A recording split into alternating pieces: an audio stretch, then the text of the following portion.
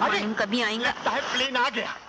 अरे पढ़ाने वाले दामाद का नाम तो बोलो नहीं बाबा। अरे बोला नहीं, बैट शास्त्री फ्रॉम डिस्ट्रिक्ट लाटड़ी। अरे वाह, हमारी बेटी का नाम बाल कुमारी और दामाद का नाम बैट शास्त्री। क्या जोड़ी है जी। अरे आ गया, वही है। सुट्टो डालो सुट्टो। अरे welcome welcome bat Shastri, welcome. तुम हमारे होने वाले ससुर स्तंभ दीवानी बाय लागुनी। वाह वाह वाह, कितना लक्षण वाला, कितना शरीफ, दूसरे को इज्जत देने वाला आदमी है। बड़ी सफर कैसा रानी? ठीक रानी, लेकिन हेयर स्टाइल इतनी अच्छी नहीं थी।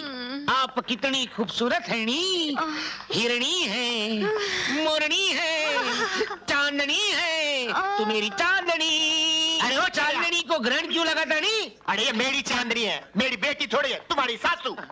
सास? मेरी तो सास ही बंद हो गई। ससुर जी, शिपी इतनी अच्छी है तो मोती कितना अच्छा होगा नी। बड़ा ठड़की दामाद है। वापस जाने को बोल रहा नी? नहीं नहीं, घर चलने को बोला नहीं। आओ नी बड़ी, आओ नी। आ गया हमारा लाखों रुपए का बंगला। एक गाड़ी है कि हाथ गाड़ी? चलो बाबा नीचे उतरो।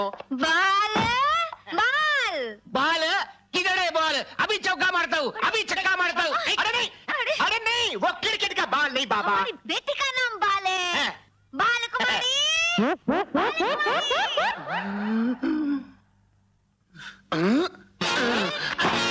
पकड़ो। चला चला, अरे ठड़की चला। अरे तुम बीच में किधर जाता है? ये पकड़ो नहीं। अरे तुम्हारा गार्ड तो वानखेड़े स्टेडियम लगता है नी। तुम आदमी सॉलिड दिखता है, मैच में मजा आएगी। ऐसा लगता है तुमने रिलायंस कब मेरे खन्ने पे रख दिया नी। ये आदमी है कि गोंद का बाटली, एकदम चिपकता ही जा रहा है। अरे चिपकने दो नी बड़ी, ये बाल और बैट का संबंध है, जन्म जन्म का बंधन है नी। अच्छा, एक दूजे के लिए। अरे भाई दामाद जी। कौन है जी? अरे भाई तुम प्लेन में टेंशन में आया होगा ना? क्यों? अरे कभी भी गिर पड़ता है प्लेन तो जरा अंदर चलो। नहीं चलो नहीं। लो, लो, लो। वाह वाह।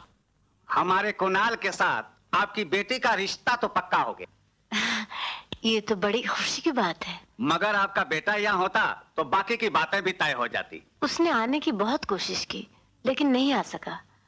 आपको जो कुछ कहना है मुझसे कहिए। बहन जी, आज तक बेटे की पढ़ाई पर 25,000 रुपए खर्च हुए हैं। क्यों पंडित जी? बिल्कुल ठीक कह रहे हैं जजमान। सरस्वती जी, खुली बात यह है कि 25,000 देने पर ही ये ब्याह पक्का हो सकता है। मेरे बेटे कृष्ण के आते ही हम सब तय कर लेंगे। अच्छी बात है, हम चलते हैं। नमस्ते। कौन है बे तू? तेरे बाप का बाप। अच्छा,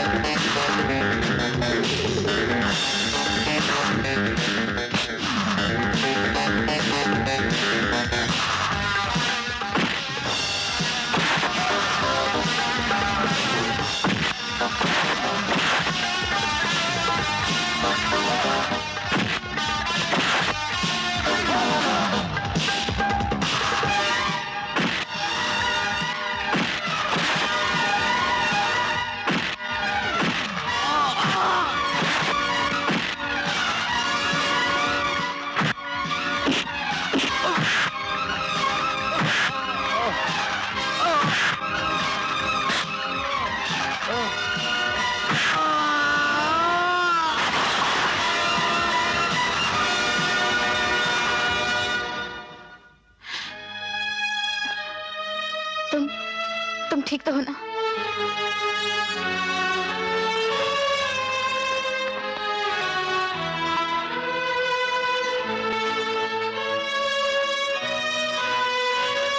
बच्चों, चलो चलो।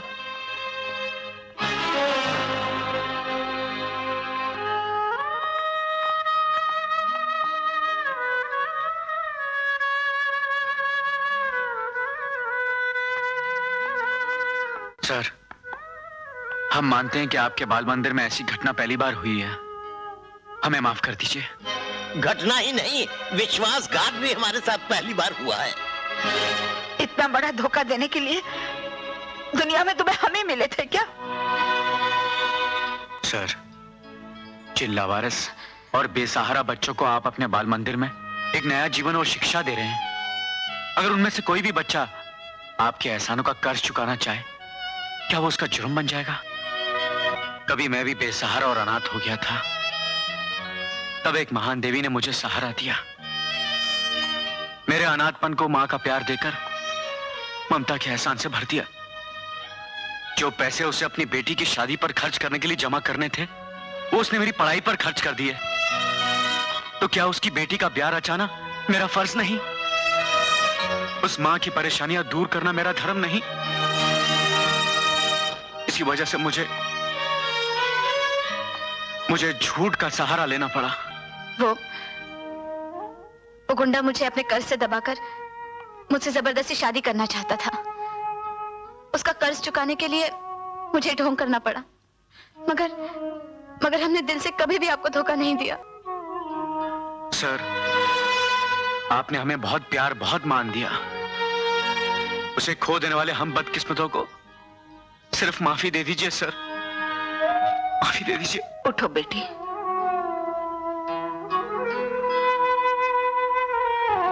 One minute.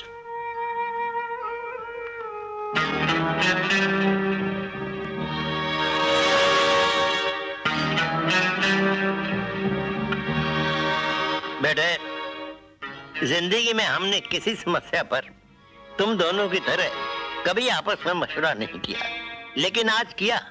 जानते हो क्यों? इसलिए कि हमने तुम दोनों को गलत समझा। तुम दोनों उम्र में हमसे इतने छोटे हो कि तुमसे माफी मांगना भी अच्छा नहीं लगता, लेकिन हम अपनी शर्मिंदगी को कैसे जाहिर करें? ऐसा मत बोलिए सर। सर नहीं, आज से तुम दोनों मुझको पिता और इनको मां समझोगे, ताकि हम अपने बेटे की दूरी का दर्द भूल जाएं। हाँ बेटी, तुम लोग कहीं मत जाओ, यहीं रहो हमारे पास। आओ आओ आओ। आओ बच्चों आओ। सुनीता, आज पढ़ाई यही खत्म, बहुत रात हो गई है। अच्छा टीचर। ज्योति। हाँ, चलती हूँ। Good night. शुभ रात्रि। शब्बा खैर।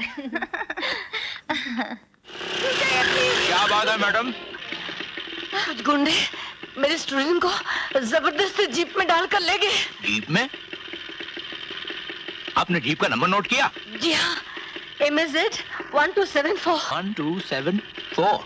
ठीक है, आप घर आइए, मैं उन्हें देखता हूँ। जाइए आप।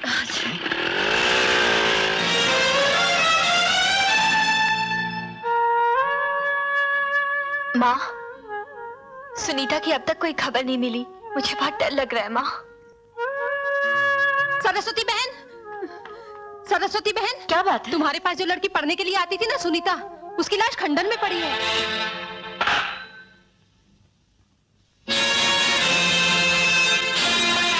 क्या चाहिए?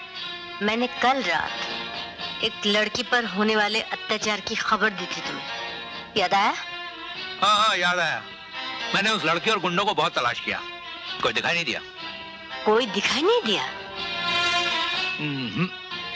लेकिन इंस्पेक्टर, उस लड़की की लाश पाई गई है। जो लड़की बरसों तक जीने वाली थी, वो कल रात मौत की नींद सो गई है। उसकी मौत की जिम्मेदार तुम हो। तुम क्या समझती हो, हमारे पास एक ही केस है? पेंडिंग केसेस की फाइलें भरी पड़ी हैं, और अगर हम अपनी ड्यूटी का सारा वक्त एक लड़की को ढूंढने में लगा दें, तो बाकी शहरियों का क्या होगा? लॉ एंड ऑर्डर का क्या होगा? कौन सा लॉ एंड ऑर्डर? वो जो रोज सुबह अखबार खोलते ही दुनिया से उठने वाली लाशों की खबर सुनाता है, वो लॉ एंड ऑर्डर जिसके होते हुए डाके बलात्कार रोज बढ़ते जा रहे हैं। इससे ये साबित होता है कि तुम जैसा अफसर कितने शान से अपनी ड्यूटी निभा रहा है। तुम जरूरत से ज्यादा बोल रही हो।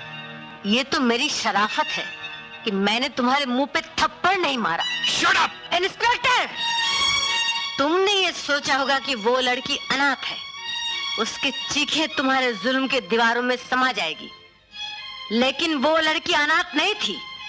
उसकी सरपरस्त मैं हूँ, उसकी गुरु, और मेरे शिष्य पर जो जुल्म हुए उसका बदला मैं जरूर लूंगी। ज्यादा भाषण मत दो, अपनी कंप्लेन लिख कर दो। वो तो मैं लिखूंगी, लेकिन याद रखना, अगर तुमने ये कंप्लेन दबाने की कोशिश की तो मैं तुम्हें चैन से जीने नहीं दूंगी। तुम्हारे गुनाहों की सजा मैं तुम्हें दिलवा कर ही रहूंगी।